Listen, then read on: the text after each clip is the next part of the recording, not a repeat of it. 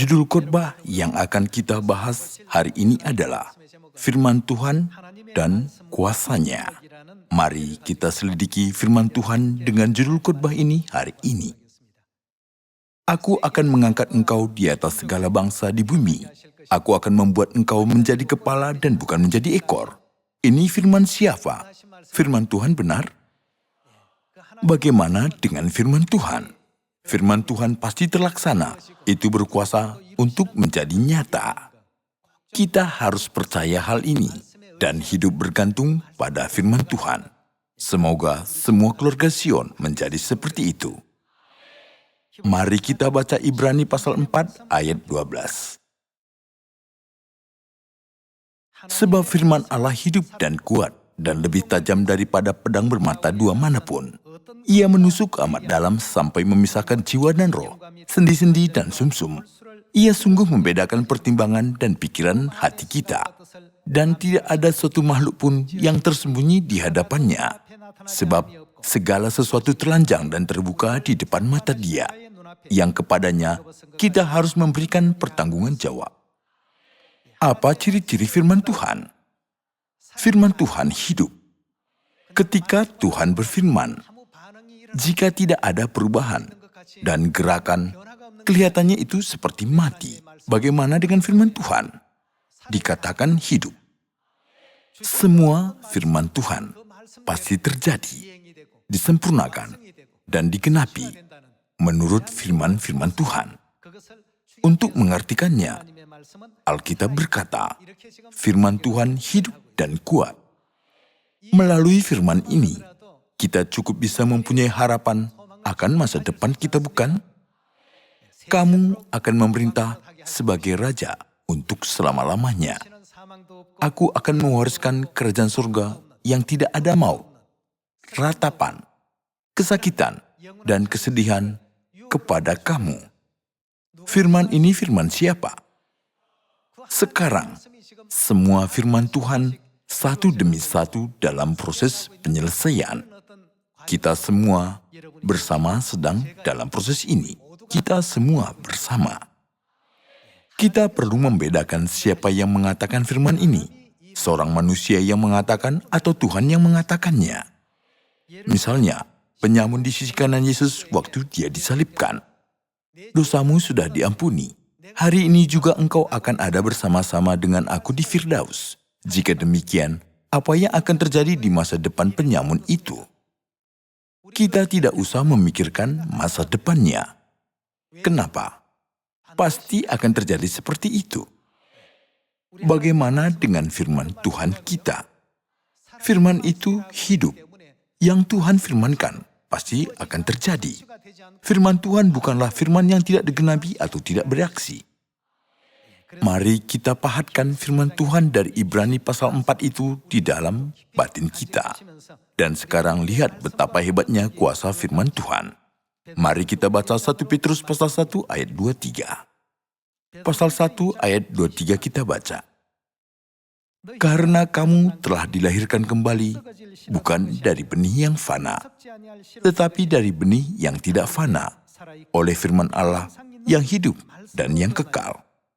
Sebab semua yang hidup adalah seperti rumput, dan segala kemuliaannya seperti bunga rumput. Rumput menjadi kering dan bunga gugur, tetapi firman Tuhan tetap untuk selama-lamanya. Inilah firman yang disampaikan Injil kepada kamu. Hari ini, Ibu Surgawi memberitakan kabar sukacita yang penuh harapan kepada anak-anak di Sion. Tepat sebelum datang ke ibadah penyembahan ini, saya mendengar kabar bahwa anggota-anggota kita berpidato di PBB. PBB mengundang lebih dari 750 mahasiswa. Di antaranya, 170 orang adalah anggota-anggota kita dari organisasi yang terkait dengan Sion. Beberapa orang yang dipilih berpidato tentang topik tertentu di sana, dan PBB meneliti pidato mereka. 4 orang telah dipilih, dan 3 orang dari mereka adalah anggota keluarga Sion kita.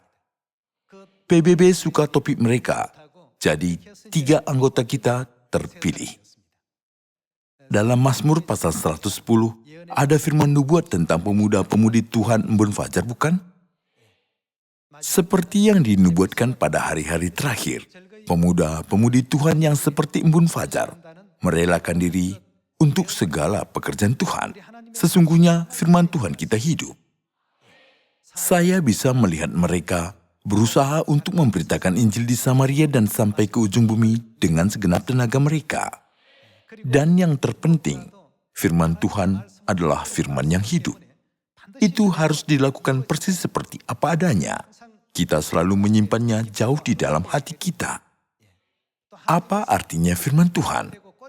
Aku akan mengangkat engkau menjadi kepala dan bukan menjadi ekor. Apa yang akan terjadi dikarenakan firman yang hidup itu? Itu sedang berlangsung seperti sekarang. Semuanya sedang berlangsung sekarang. Firman Tuhan tetap terjadi seperti yang difirmankannya. Jadi tolong jangan kehilangan harapan akan kerajaan surga. Dalam setiap proses kehidupan di bumi ini sesuai dengan firman Tuhan. Marilah kita hidup dengan melakukan firman Tuhan. Sekarang, mari kita pastikan betapa hebatnya kuasa firman Tuhan melalui sejarah zaman Yosua. Mari kita baca Yosua pasal 6 ayat 22.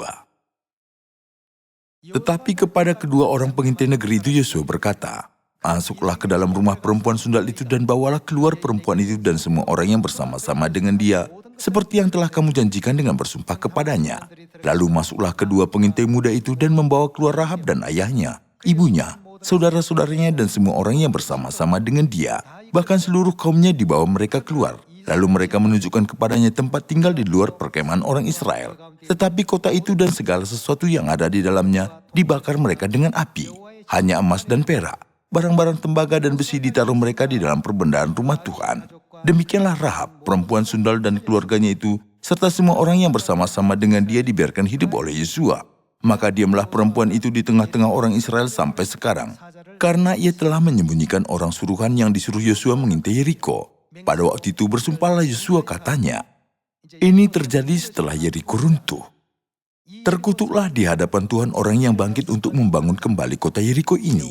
Dengan membayarkan nyawa anaknya yang sulung, ia akan meletakkan dasar kota itu. Dan dengan membayarkan nyawa anaknya yang bungsu, ia akan memasang pintu gerbangnya. Yosua membuat sumpah dan permintaan.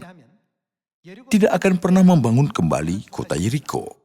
Siapa saja yang meletakkan dasar kota itu, kehilangan nyawa anak sulungnya. Dan siapa saja memasang pintu gerbangnya, kehilangan nyawa anak bungsunya. Dia telah bernubuat demikian. Nubuat ini sudah digenapi. Mari kita lihat di dalam 1 Raja-Raja pasal 16 ayat 32. Kemudian ia membuat mezbah untuk Baal itu di kuil Baal yang didirikannya di Samaria. Sesudah itu Ahab membuat patung Asyera dan Ahab melanjutkan bertindak demikian. Sehingga ia menimbulkan sakit hati Tuhan Allah Israel lebih dari semua raja-raja Israel yang mendahuluinya.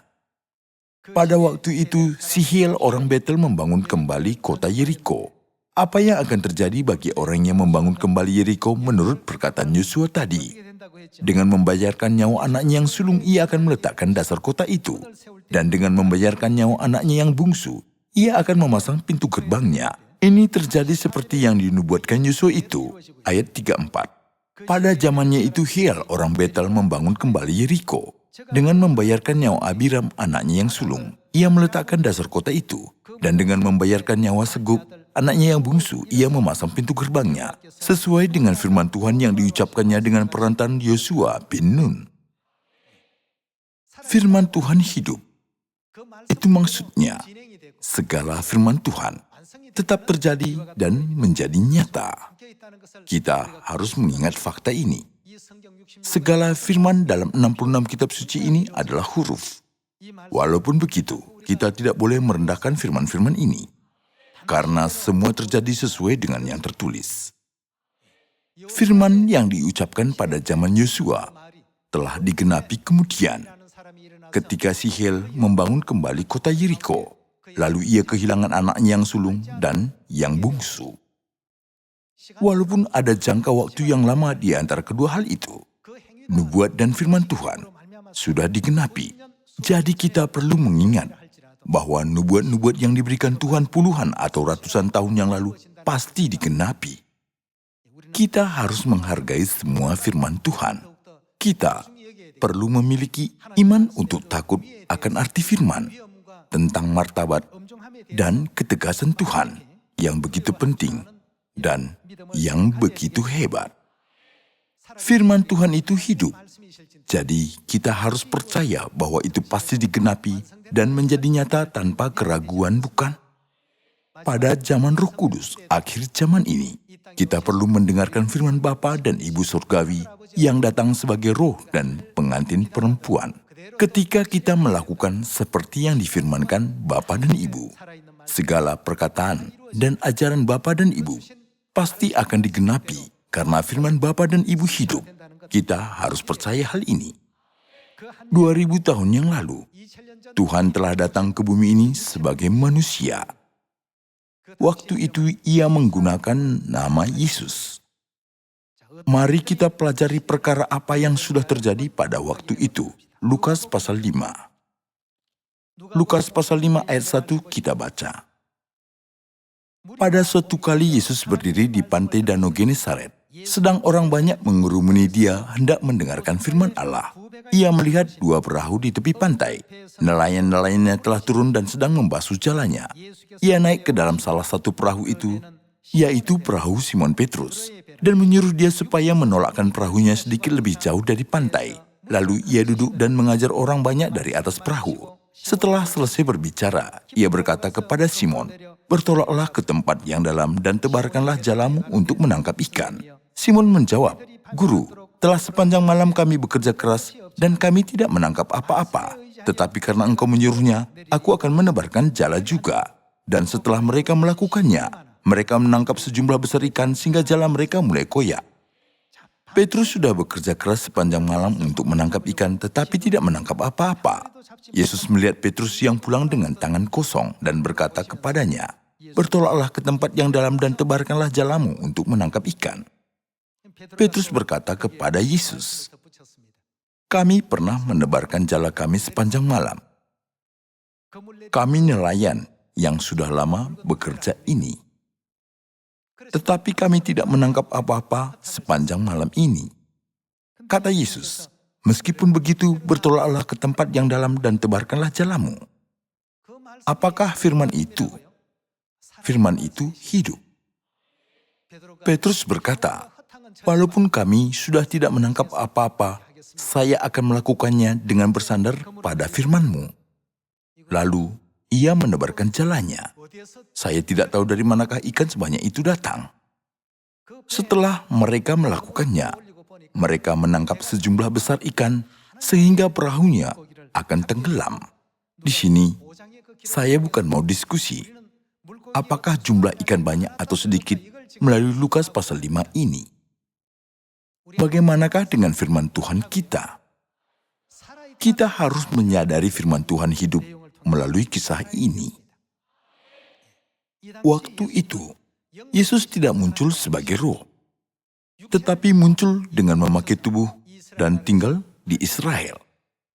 Penampilannya tetap sama seperti kita manusia biasa, bermata, berhidung, dan bermulut. Pekerjaannya di Israel sudah tertulis di dalam Injil Lukas. Melalui kitab Injil-Injil ini, kita bisa menemukan suatu hal yang bersaksi bahwa firman Tuhan hidup. Tolong buka Yohanes pasal 9 yang adalah firman Tuhan juga yang akan diberikan kepada kita. Mari kita baca Yohanes pasal 9 ayat 1. Waktu Yesus sedang lewat, ia melihat seorang yang buta sejak lahirnya. Murid-muridnya bertanya kepadanya, "Rabi, siapakah yang berbuat dosa? Orang ini sendiri atau orang tuanya sehingga ia dilahirkan buta?" Jawab Yesus, "Bukan dia dan bukan juga orang tuanya. Tetapi karena pekerjaan-pekerjaan Allah yang harus dinyatakan di dalam dia, kita harus mengerjakan pekerjaan dia yang mengutus aku selama masih siang. Akan datang malam, di mana tidak ada seorang pun yang dapat bekerja. Selama aku di dalam dunia, akulah terang dunia." Setelah ia mengatakan semuanya itu, ia meludah ke tanah dan mengaduk ludahnya itu dengan tanah. Lalu mengoleskannya pada mata orang buta tadi dan berkata kepadanya, "Pergilah dan apa? Basuhlah dirimu dalam kolam Siloam." Terus, apa yang sudah terjadi melalui firman Yesus ini? Mari kita lihat. Siloam artinya yang diutus.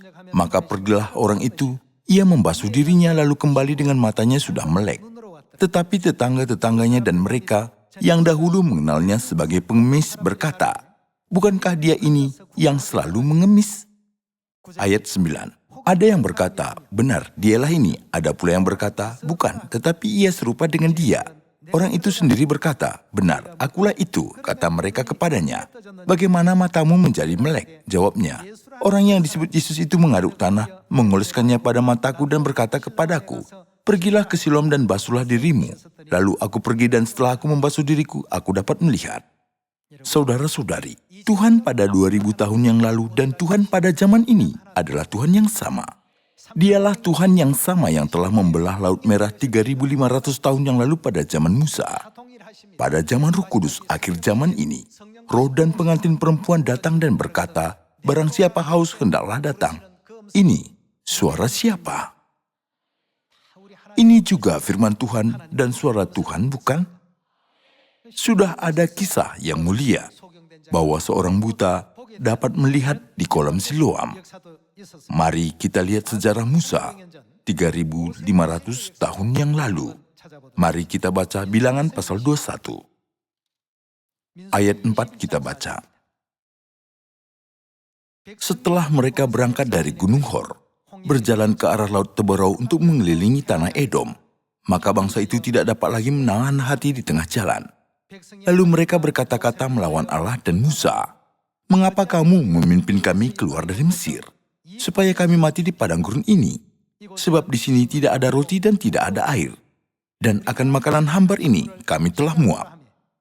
Lalu Tuhan menyuruh ular-ular telung ke antara bangsa itu yang memagut mereka, sehingga banyak dari orang Israel yang mati. Kemudian datanglah bangsa itu mendapatkan Musa dan berkata, "Kami telah berdosa, sebab kami berkata-kata melawan Tuhan dan engkau. Berdoalah kepada Tuhan, supaya dijauhkannya ular-ular ini daripada kami." Lalu Musa berdoa untuk bangsa itu. Maka berfirmanlah Tuhan kepada Musa, "Buatlah ular tedung dan taruhlah itu pada sebuah tiang. Maka setiap orang yang terpagut, jika ia melihatnya akan bagaimana? Akan tetap hidup." Lalu Musa membuat ular tembaga dan menaruhnya pada sebuah tiang. Maka jika seseorang dipagut ular, dan ia memandang kepada ular tembaga itu, tetaplah ia bagaimana? Tetaplah ia hidup. Alkitab mengajarkan kita apa yang benar. Oleh karena itu, kita mengungkapkan bahwa segala firman Tuhan adalah kebenaran. Melalui firman ini, kita bisa melihat bangsa Israel mengalami kuasa firman Tuhan yang hidup. Tuhan berkata, "Buatlah ular tedung dan taruhlah itu pada sebuah tiang." Jika seseorang dipagut ular dan ia memandang kepada ular tembaga itu, tetaplah ia hidup. Apa yang sudah terjadi dengan semua firman Allah menurut sejarah? Itu digenapi dan terlaksana. Bukankah Tuhan telah berfirman, "Segala firman-Ku yang keluar dari mulut-Ku tidak akan kembali kepadaku sebelum digenapi"? Tuhan sudah berkata bahwa apa yang dikatakan Tuhan pasti akan digenapi, dan segala yang dikehendaki Tuhan pasti akan dilaksanakan. Ada catatan yang tertulis tentang suatu kisah pada zaman raja-raja. Melalui kisah itu kita bisa mengetahui betapa kerasnya firman Tuhan, dan firman Tuhan hidup dan bekerja. Marilah kita membuka kitab 1 Raja-Raja pasal 13 yang telah dicatat Tuhan, sehingga kita dapat mengalaminya lagi. Kita semua sudah tahu mengenai kisah seorang abdi Tuhan dan seorang nabi dari Betel, bukan? Seorang nabi tua dari Betel mendengar bahwa seorang abdi Tuhan datang ke desanya. Dan ia ingin mengundang abdi Tuhan itu ke rumahnya. Ia sudah menyajikan roti dan air dan mengajak abdi Tuhan itu ke rumahnya. Namun apa yang abdi Tuhan itu katakan? "Tuhan telah memerintahkan aku untuk tidak makan roti atau minum air dan tidak kembali melalui jalan yang telah kutempuh itu. Dia menyampaikan kehendak Tuhan dengan keras. Lalu nabi tua dari Betel itu berkata, "Seorang malaikat telah berkata kepadaku bahwa dia pulang bersama-sama engkau ke rumahmu supaya ia makan roti dan minum air. Tetapi ia berbohong kepadanya. Apa itu benar dan kembali, lalu makan roti dan minum air di rumahnya. Bagaimana akibatnya? Karena dia telah melakukan apa yang dilarang oleh Tuhan. Di tengah jalan, dia diserang seekor singa dan mati diterkam." Kisah yang mengerikan ini tertulis dalam 1 Raja-Raja pasal 13. Mari kita baca ini dengan seksama ayat 11. Di Betel diam seorang nabi tua. Anak-anaknya datang menceritakan kepadanya segala perbuatan yang dilakukan abdi Allah pada hari itu di Betel. Mereka menceritakan juga kepada ayah mereka perkataannya dikatakannya kepada raja. Kemudian ayah mereka bertanya, "Dari jalan manakah ia pergi?" Lalu anak-anaknya menunjukkan kepadanya jalan yang diambil abdi Allah yang datang dari Yehuda itu. Ia berkata kepada anak-anaknya, "Pelanai keledai bagiku." Mereka memelanai keledai baginya. Lalu ia menunggangnya dan pergi mengikuti abdi Allah itu dan mendapatinya duduk di bawah sebuah pohon besar. Ia bertanya kepadanya, "Engkaukah abdi Allah yang telah datang dari Yehuda?" Jawabnya, "Ya, akulah itu." Katanya kepadanya, "Marilah bersama-sama aku ke rumah untuk makan roti." Tetapi jawabnya, "Aku tidak dapat kembali bersama-sama engkau dan singgah kepadamu. Aku tidak dapat makan roti atau minum air bersama-sama engkau di tempat ini, sebab telah diperintahkan kepadaku atas firman siapa? Atas firman Tuhan. Jangan makan roti atau minum air di sana. Jangan berjalan pulang melalui jalan yang telah kau ambil itu." Lalu jawabnya kepadanya, "Aku pun seorang nabi juga seperti engkau. Dan atas perintah Tuhan, seorang malaikat telah berkata kepadaku bahwa dia pulang bersama-sama engkau ke rumahmu supaya ia makan roti dan minum air. Tetapi ia berbohong kepadanya." Kemudian orang itu kembali bersama-sama dia, lalu makan roti dan minum air di rumahnya. Sedang mereka duduk menghadapi meja, datanglah firman Tuhan kepada nabi yang telah membawa dia pulang. Ia berseru kepada abdi Allah yang telah datang dari Yehuda, "Beginilah firman Tuhan, karena engkau telah memberontak terhadap titah Tuhan dan tidak berpegang pada segala perintah yang diperintahkan kepadamu oleh Tuhan Allahmu, tetapi kembali dan makan roti dan minum air di tempat ini walaupun ia telah berfirman kepadamu, 'Jangan makan roti atau minum air, maka mayatmu tidak akan masuk ke dalam kubur nenek moyangmu.' Setelah orang itu makan roti dan minum air, dipelanailah keledai baginya. Orang itu pergi, tetapi di tengah jalan ia diserang seekor singa dan mati diterkam. Mayatnya tercampak di jalan dan keledai itu berdiri di sampingnya. Singa itu pun berdiri di samping mayat itu. Orang-orang yang lewat melihat mayat itu tercampak di jalan dan singa berdiri di sampingnya. Dan mereka menceritakannya di kota tempat kediaman nabi tua itu. Melalui kisah yang tercatat dalam 1 Raja-Raja pasal 13 juga, kita bisa tahu segala firman Tuhan yang diberikannya hidup. Jadi kita harus memahatkan kebenaran bahwa kita tidak boleh membuat kesalahan apapun di dalam batin kita. Dengan firman yang begitu berkuasa ini, Tuhan telah datang ke dunia ini dengan memberikan jalan untuk hidup dan keselamatan kepada kita. Bukankah Tuhan telah membuka jalan untuk hidup ini melalui firman-Nya? Mari kita baca Yohanes pasal 6 ayat 53. Maka kata Yesus kepada mereka, "Aku berkata kepadamu, sesungguhnya jikalau kamu tidak makan daging anak manusia dan minum darahnya, kamu tidak mempunyai hidup di dalam dirimu." Firman ini diberikan oleh Tuhan ketika dia datang sebagai manusia. "Jikalau kamu tidak makan dagingku dan minum darahku, kamu tidak mempunyai hidup di dalam dirimu." Ayat 54. Barang siapa makan dagingku dan minum darahku, ia mempunyai apa? Ia mempunyai hidup yang kekal. Ini firman dari siapa? Firman ini diberikan Tuhan yang datang sebagai manusia. "Jikalau kamu tidak makan dagingku dan minum darahku, kamu tidak mempunyai hidup di dalam dirimu. Barang siapa makan dagingku dan minum darahku, ia mempunyai hidup yang kekal dan aku akan membangkitkan dia pada akhir zaman." Jika begitu, bagaimanakah firman ini? Firman ini hidup. Karena itu adalah firman Tuhan yang pasti akan terjadi, bukan? Apakah orang yang tidak memiliki bagian dalam darah dan daging Kristus memiliki hidup atau tidak? Mereka sama sekali tidak bisa mengambil bagian dalam kerajaan Tuhan dan menikmati hidup yang kekal. Firman Tuhan kita hidup dan kuat. Tidak peduli Tuhan memberikan firman-Nya dengan bentuk roh atau bentuk manusia. Firman Tuhan tetap selalu memiliki kuasa yang hebat. Kalau kita tidak menerima firman Tuhan dengan iman kita, kita akhirnya akan jatuh ke dalam ketidaktaatan oleh penipuan dan kebohongan, seperti yang dikatakan Nabi tua dari Betel itu. Malangnya, abdi Tuhan yang pulang setelah menyelesaikan tugasnya dari Betel dibunuh oleh singa pada akhirnya karena tidak menaati firman Tuhan. Pada akhir zaman ini, Tuhan datang ke bumi ini sebagai roh dan pengantin perempuan. Roh dan pengantin perempuan tidak hanya diam tetapi mengatakan sesuatu. Apa yang mereka katakan di dalam Wahyu pasal 22. Roh dan pengantin perempuan itu berkata apa? Berkata apa? Marilah.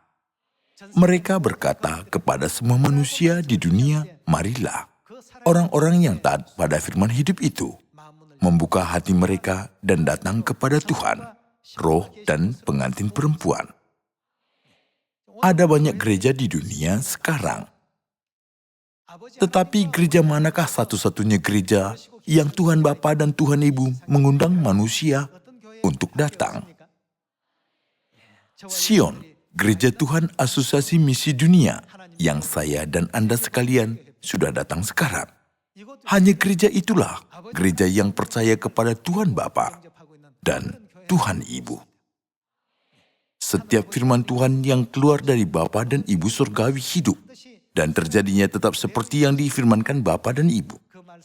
Jadi marilah kita lebih menghargai lagi firman Tuhan dan taat pada ajaran-ajarannya dengan mengikuti Bapa dan Ibu kemana saja mereka pergi. Ketika kita melakukan begitu, Tuhan akan melakukan apa? Apa yang sudah tertulis di dalam Ulangan pasal 28. Mari kita baca Ulangan pasal 28 ayat 1. Jika engkau baik-baik mendengarkan suara Tuhan Allahmu dan apa? Dan melakukan dengan setia segala perintahnya yang kusampaikan kepadamu pada hari ini, maka Tuhan Allahmu akan melakukan apa? Akan mengangkat engkau di atas segala bangsa di bumi. Segala firman Tuhan diberikan untuk mengangkat kita di atas segala bangsa. Tetapi manusia berpaling dari jalan itu dan tidak mau taat pada firman-firman Tuhan. Makanya perkara-perkara yang tidak baik seperti kutukan, kecelakaan, dan malapetaka datang. Maka Tuhan Allahmu akan mengangkat engkau di atas segala bangsa di bumi. Ayat 2. Segala berkat ini akan datang kepadamu dan menjadi bagianmu jika engkau melakukan apa? Jika engkau mendengarkan suara Tuhan Allahmu. Hanya orang yang percaya bahwa firman Tuhan hidup dan kuat bisa menaatinya. Adakah orang yang tidak suka menerima berkat dari Tuhan? Siapakah yang tidak suka berkat Tuhan? Mereka yang tidak takut pada firman Tuhanlah orang yang tidak suka berkat. Diberkatilah engkau di kota, dan diberkatilah engkau di ladang. Diberkatilah buah kandunganmu, hasil bumimu, dan hasil ternakmu, yakni anak lembu sapimu dan kandungan kambing dombamu. Diberkatilah bakulmu dan tempat adonanmu. Diberkatilah engkau pada waktu masuk, dan diberkatilah engkau pada waktu keluar. Itu maksudnya, berkat Tuhan menyertai kita senantiasa. Tidak peduli kita di mana dan melakukan apa, bukan? Hari ini, firman dengan judul Firman Tuhan dan Kuasanya. Firman Tuhan bukanlah hal yang bisa kita pilih untuk melakukannya atau tidak. Saya berpikir sangat besar rahmat Tuhan diberikan kepada kita, karena Dia memberikan firman-Nya kepada kita. Tuhan sungguh-sungguh mengasihi kita. Apakah Dia mau datang ke bumi sekecil sebutir debu ini dan memberikan penjelasan detail atas segala hal, karena tidak ada kerjaan di alam semesta? Dia dengan begitu jelas mengajarkan firman-Nya kepada kita yang tinggal di bumi ini. Jadi, bagaimana kita bisa menolak firman-firman-Nya? Mari kita taat pada segala firman Tuhan dan ajaran-Nya, supaya kita bisa masuk ke dalam kerajaan surga. Semoga berkarunia. Saya menutup khotbah. Terima kasih.